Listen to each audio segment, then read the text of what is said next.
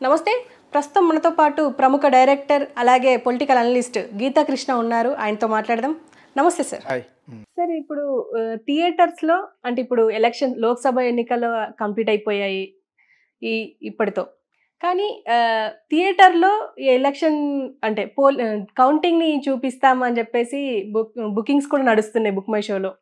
అయితే ఎలా ఉంటుంది సార్ అసలు ఫస్ట్ టైం కదా ఒక మూవీ థియేటర్‌లో పోలింగ్ అంటే కౌంటింగ్ చూడడం అనేది రిజల్ట్. ఫుల్లిష్ ఐడియా అది. ఇప్పుడు ఈవినింగ్ వస్తాయి. అవును, ఇప్పుడు వస్తున్నాయి. ఇంకొక 5, 6 గంటల తర్వాత ఫినిష్. మన యూట్యూబర్లో ఎలా పండుగ తీసుకుంటారంటే ఆడికి బాగా వచ్చింది, ఇది బాగా రాలేదు, ఆడికి బాగా అలాగే 4 రోజులు చెప్తారు. 4 రోజులు ఎవడైతే ఓడిపోయాడో వాడు ఆత్మవిమర్శనం అని చెప్పాం కదా, ఆత్మవిమర్శన చేసుకుంటున్నామని చెప్పేసి ఇవి వస్తాయి. మనం ఏదో విధంగా బతికేస్తూ ఉంటారు యూట్యూబ్ వాళ్ళు. థియేటర్లో ఎంతసేపు వేస్తావు? థియేటర్ కాదు, పబ్లిక్ ప్లేస్లో పెట్టాలి. ఎన్టీఆర్ గార్డెన్స్ అని ఉన్నాయి కదా, కొన్ని కొన్ని మంచి మంచి ప్లేసెస్, గాంధీనగర్లో ఇందిరా పార్క్ అని, అటువంటి చోట ఎక్కువ పాపులేషన్ ఉన్న ప్లేసుల్లో ఓపెన్ స్క్రీన్ స్పేస్ పెట్టచ్చు. స్క్రీన్స్ పెట్టాలి. స్క్రీన్స్ పెట్టి అందులో అనౌన్స్ చేయొచ్చు. ఇది ఎంతసేపు? ఇది మ్యాటర్ ఆఫ్ ఒక హాఫ్ అన్ అవర్ ఉంటుంది రిజల్ట్. పోనీ 1 డే ఉంటుంది. 1 డే పెట్టండి, సామాన్యుడు కూడా చూస్తాడు. కార్లు వెళ్తూ చూడొచ్చు, రిక్షా కూడా చూడొచ్చు, షేర్ ఆటో వాళ్ళు చూడొచ్చు. అంతేగాని థియేటర్లో ఒకరోజు కోసం థియేటర్లో ఏం చేస్తారు? ఏంటి కాన్సెప్ట్ అది? థియేటర్లో ఏం చూపిస్తారు? దాని హిస్టరీ అది ఇవాళ చెప్పేస్తారమ్మా. ఇప్పుడు 2 గంటల్లో వచ్చేస్తుంది. Okay, exit పోల్స్ది. ఓకే, అది అందరూ చెప్పుకుంటూ ఉంటారు. రిజల్ట్స్కి 3 రోజులు ఉంది కాబట్టి ఎగ్జిట్ పోల్ అలా చెప్పుకుంటూ ఉంటారు.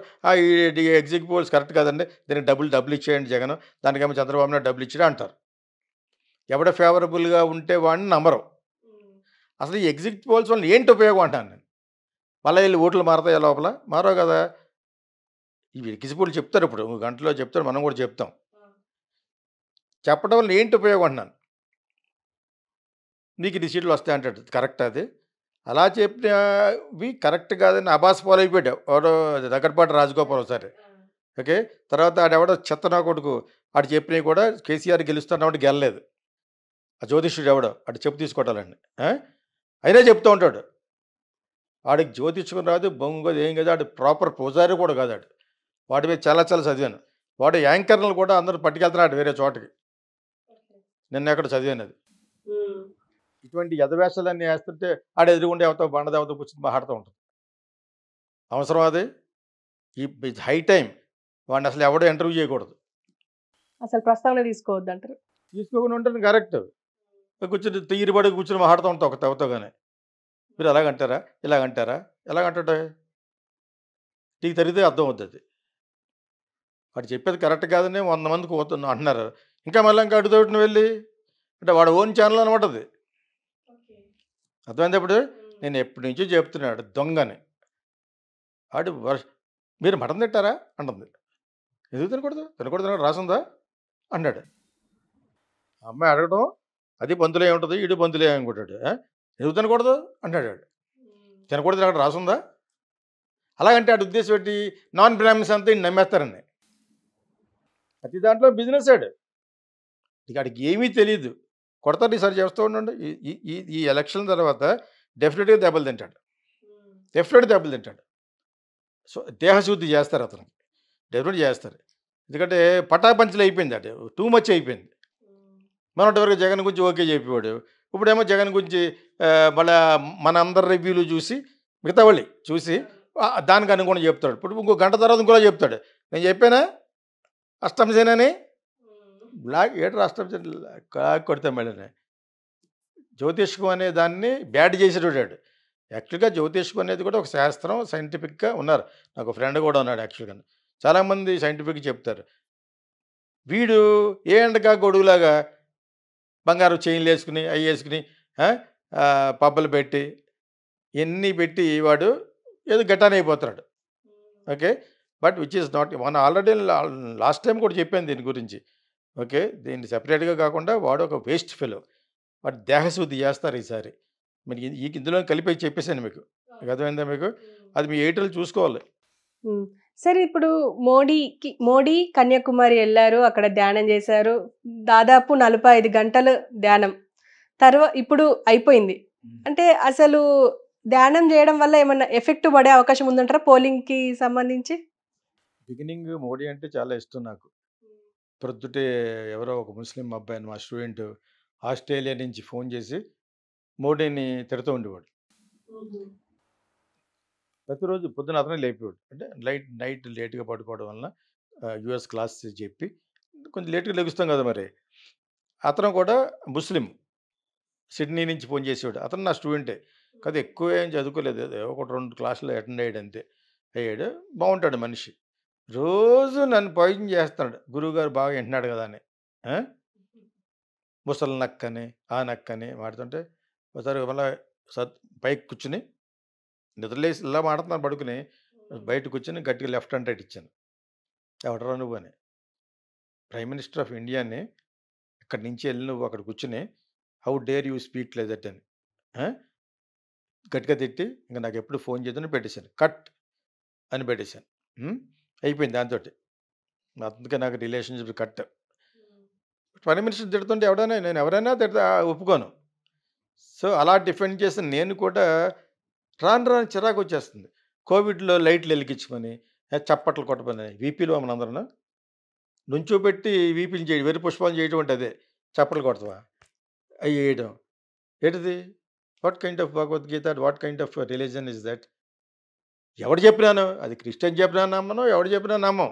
అయినా ఏదో ఫన్ కోసం వెళ్ళాం. బయట ఎంతమంది ఉన్నారనేటప్పటికి మా ఫ్లాట్ చుట్టూరు ఫ్లాట్సే కదా! అందరూ వస్తారులాగా. అవును మనం కూడా వెళ్తే బెటర్ అని ఇలా చూపించాం. అర్థమైందా మీకు? అవును. లైట్లు, చప్పట్లు ఆ! బోలెడు గోల చేసాం.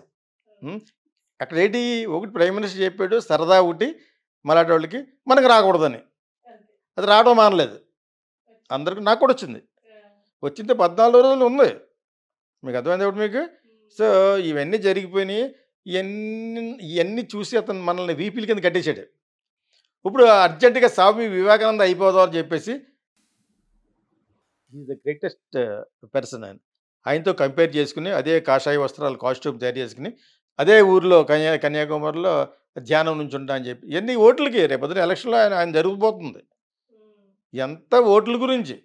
ఇవాళతో పూర్తయిపోయింది. అంత అంత అందుకని నిన్న మానేశాడు.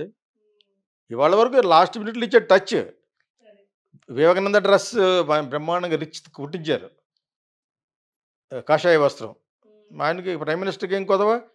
కొట్టారు మొత్తం అంతా చేశారు. మంచి కెమెరాలు. అతను ఎప్పుడు కూడా బోర్దాన్ హీరో. కెమెరా యాంగిల్స్ బాగున్నాయి లేదా చూసుకుంటాడు ముందు. ఆ! ఇంకోటి చూసాను ఇందాక ఇక్కడ మీరు వచ్చే ముందు. రాహుల్ గాంధీ రేపొద్దున ప్రైమ్ మినిస్టర్ అయిపోతాడనో మరి ఎందుకో ఒకరిద్దరు కెమెరామెన్లు మార్నింగ్ వాక్ చేస్తాను ఢిల్లీలో. ఢిల్లీలోనే ఎక్కడుంది. 5 రౌండ్లు వెళ్ళిపోతున్నాడు.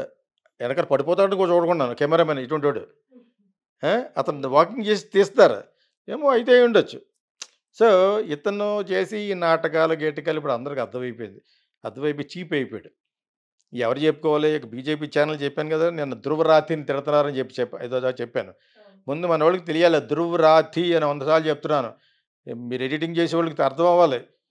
కట్ చేసేయకూడదు అది. ధ్రువరాతికి గంటలో 9.1 మిలియన్ వ్యూవర్స్ వచ్చింది 1 అవర్‌లో. కొన్ని కోట్లు సంపాదిస్తాడు నెలకతను. అవును. అక్యురేట్‌గా ఉంటాడు సార్. సో, అలా డెవలప్ చేస్తున్నాడు. అలా అంత పాపులర్ అయిపోయాడు. ఏంటి? మోడీకి ఎగనెస్ట్‌గా మాట్లాడి. ఇప్పుడు అందరూ అలా మొదలుపెట్టారు. అలా ఉండకూడదు. అతను ఫ్యాక్టులు మాట్లాడుతున్నాడు 4, 5 సంవత్సరాల నుంచి. బిగినింగ్ అతను స్ట్రాంగ్ ఫ్యాన్ ఆఫ్ మోడీ. అతను ఇంకోటి పెట్టాడు. ఇతను కేవలం ఇంకొక ఛానల్ అనమాట. కేవలం ఓట్ల కోసమే. ఇప్పుడు రాజమౌళికి పద్మశ్రీ ఇచ్చిన, రాజమౌళి వాళ్ళ ఫాదర్‌కి వెబ్ సిరీస్ తీయమన్నా ఇయన్నీ కూడా వాళ్ళ ఫ్యాన్స్ మనకు ఓట్లు వేసేస్తారని ఇచ్చారు. ఇచ్చారా? ఇంకొక లేటెస్ట్ ఏంటంటే ఈ ఇన్‌స్టాగ్రామ్‌లో ఇన్‌ఫ్లుయెన్సర్స్ ఉంటారు. ఒక్కొక్కడికి 2 మిలియన్ ఫాలోయింగ్. వాళ్ళందరికీ పార్టీ ఇచ్చాడు నిన్న మొన్న. మోడీ. అంటే వాళ్ళ దాంట్లో పెట్టి ఇన్ని పాపులర్ చేస్తారు. డిజిటల్ మార్కెటింగ్‌లో ఇదొక మనం అయితే సామాన్యుడు తడుకోగలడు. ఒక్కొక్కడు 10 లక్షలు అడుగుతాడు ఆడు. ఇన్‌ఫ్లుయెన్సర్ టుడే వాడి యొక్క ఫాలోయింగ్‌ని బట్టి 10 లక్షలు, 5 లక్షలు, కోటి రూపాయలు కూడా అడుగుతారు. ఓకే. అలాగే ఒకడికి ఫిట్‌నెస్‌లో బెస్ట్ ఫిట్‌నెస్ అవార్డ్ ఇచ్చాడు. ఆడు కూడా ఇన్‌ఫ్లుయెన్సరే. ఇయన్నీ ధ్రువరాతి ప్లస్ ఇటువంటి ఛానల్ బయట పెట్టినాయి. ఇదొక వేషం. అంటే అర్జెంట్‌గా నిన్న కాక మొన్న నేను దేవుడికి పుట్టాను మా అమ్మకి కాదన్నాడు.